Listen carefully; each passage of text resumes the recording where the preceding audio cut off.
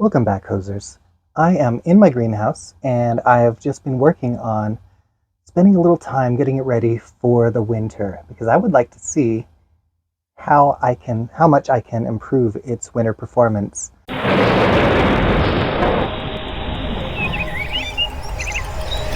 First of all, I'm just going to pan the camera around and just take a moment and see how many winter optimization steps that I've taken you can spot, and then I don't know, put them in the comments or something.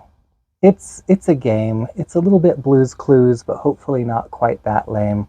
Although I'm not full enough of myself to think I'm really cooler than Blue's Clues. So yeah, pause the video right now. Pause it. Put your guesses in the comments. All the things you think that I've done that winter optimized the greenhouse, and then we'll go through and see how many you got. Now, before we begin talking about getting your greenhouse ready for winter, I think it's probably important to talk about the really basic science of how greenhouses work. So if you are a greenhouse pro and you're watching this just to see how much I get wrong, you might want to skip this part because it's going to really be boring. Maybe there's somebody it'll help, right? So this is for you, somebody. The way a greenhouse works is you've got walls that are transparent to light from the sun, including ultraviolet light and all those energy carrying wavelengths that actually can make it through the atmosphere.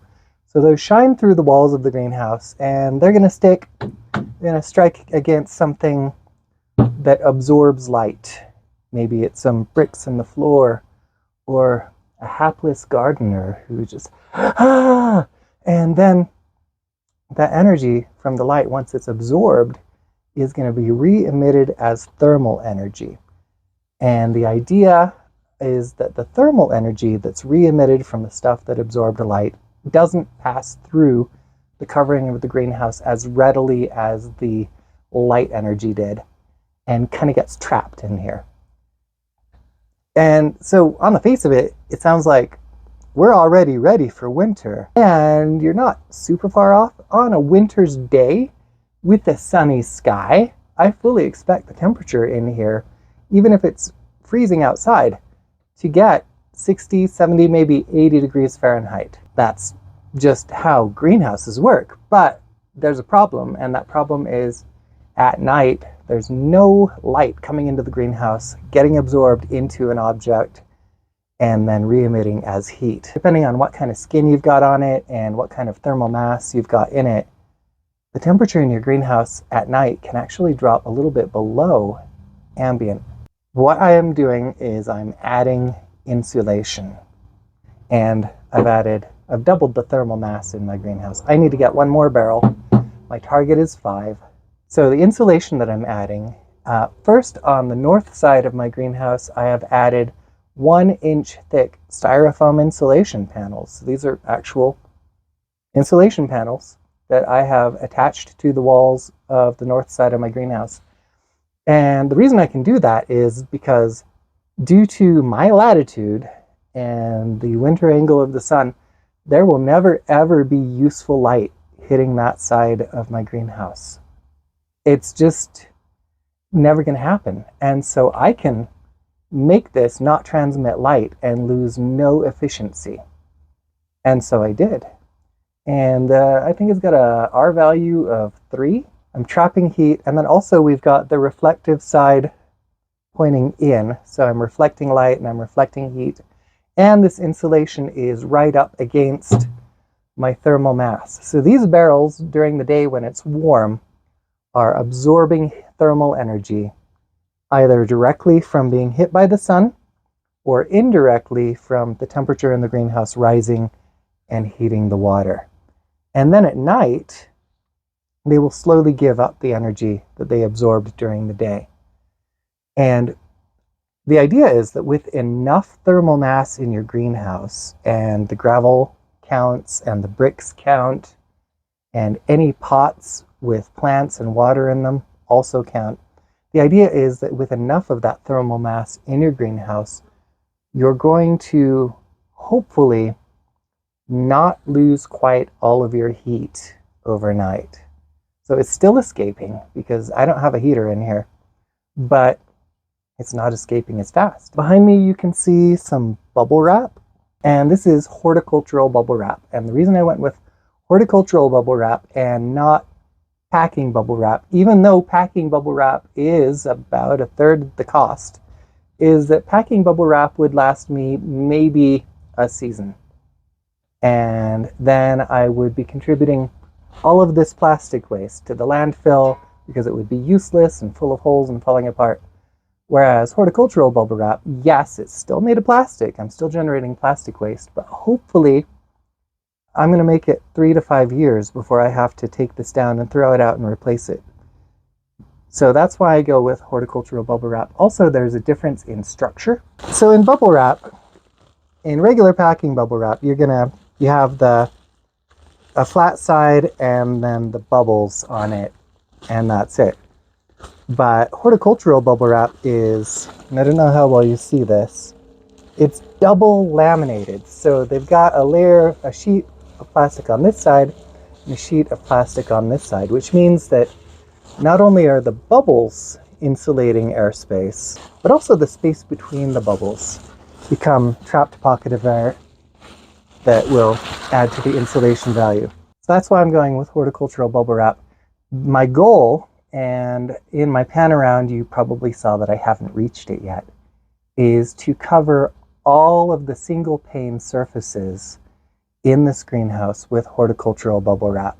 I've also tried to set up a vent cover because I do have a lower louvered vent that it's essential during the warmer months. It really improves my quality of life, but my concern is that during the colder months it never quite closes all the way, and I'm going to be losing a lot of heat through that hole.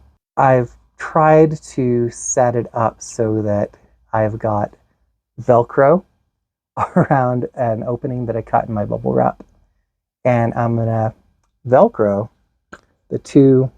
another piece of bubble wrap over the top of that. I haven't succeeded so far, and the reason why is because it turns out that the Velcro clings to itself better than the adhesive on the back of it clings to my bubble wrap.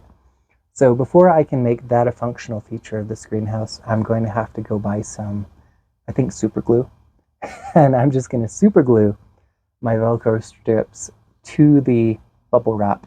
That's going to possibly create some problems for me in the winter because on the one hand, you're conserving heat, which means that you can grow more plants. But on the other hand, you're reducing air movement into and out of your greenhouse, which means that you are probably going to see some humidity building up in your greenhouse and stale air pockets. The combination of the humidity and the stale air pockets are going to be problematic directly for your plants because they are going to be more susceptible to fungal infections under those conditions, especially when the temperature is still swinging up and down as much as it does in the winter. So as the temperature swings up, all of what moisture is going to go into the air, but then as the temperature drops, you're going to get condensation everywhere, and you're going to be creating the perfect opportunity for fungal infection on your leaf surfaces and your stems of any plants that you've got in your greenhouse. One thing I'm going to be doing in the future to correct that is I'm going to be installing a solar powered fan. I did a short earlier. If you caught that short, you're like, well, Dustin, where did your solar panel powered fan that you installed and where you were so happy about, where did that go? The answer is it broke. So what I've done is I've purchased individually a battery, a solar panel, a fan, and a charge controller. And I'm just going to wire all of that up here in the greenhouse and see what we can do from there. Another change that may not be so obvious, especially because I've managed to cover most, but not all of my single panes with bubble wrap so far, is that I've washed the white paint off the outside of my greenhouse. And because the paint that I used was essentially a very attractive and refined mud, it came off very easily with a spray of water and some gentle scrubbing with a brush. If you use white paint on your greenhouse to keep your greenhouse from overheating in the summer. I recommend not scrubbing too hard if you need to get it off in the winter to get more heat, more light coming through, and there's more heat. Because if you scrub the surface of polycarbonate panels too hard, you are going to be wearing away some of that UV protection and weakening your plastic. So that's not so good. I have a little temperature sensor. This looks at temperature and humidity over time and sends it to my phone. I'd show you my phone right now, but I'm using that to record this video, so it doesn't work very well. But this temperature sensor is connected to my phone via Wi-Fi, and I get really cool graphs, and I'm really looking forward to seeing what the changes that I've made due to the temperature curves, the daily temperature curves. That's everything that I've done in the greenhouse to prepare for winter so far.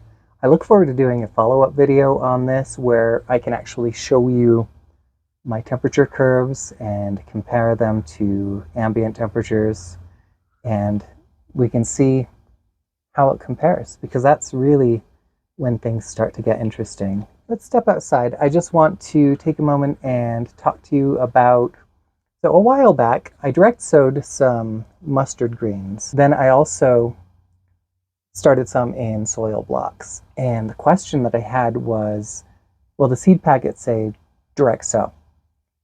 And I wanted to know, how does it work in soil blocks? So let's step back to me from another time, and I'll tell you how it worked, because I think I have some pretty conclusive results. I'm about to pick some leafy greens from my garden, and it looks like I did get some grasshoppers that found their way up underneath my netting. But because the netting was there, the grasshopper damage is still less extensive than it would have been if I had left this completely unprotected. And then also we can speak to the fact that these greens here that I direct sowed aren't really doing any better than the greens over there that I transplanted out. So I think it's safe to say that if it's warm and you're planting out cool weather greens for later in the season and you're worried about are these going to germinate, well, clearly they do okay. But if you're really worried, if it's a lot warmer where you are than where I live, you can still plant out transplants instead of direct sowing like the seed packet instructs you to. Keep in mind that I did soil blocks, and so I probably was more gentle to my seedlings than you will be if you do conventional seed starting. Got a few weeds in here as well. So I'm recognizing common mallow. Out you come. And here's some field bindweed. It'll be back. Anyway, I'm really excited to try these because I have never before in my life eaten any of these greens. So let's try some komatsu nut and see what I think of the flavor. Good texture. I actually love the texture of these leaves. There's more flavor than you get with lettuce, but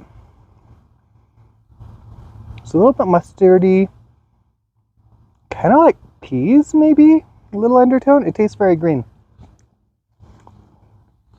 All right, I like komatsu nut. Ooh, yeah, very mustardy now. Let's see, let's try Mabuna. See how I feel about that.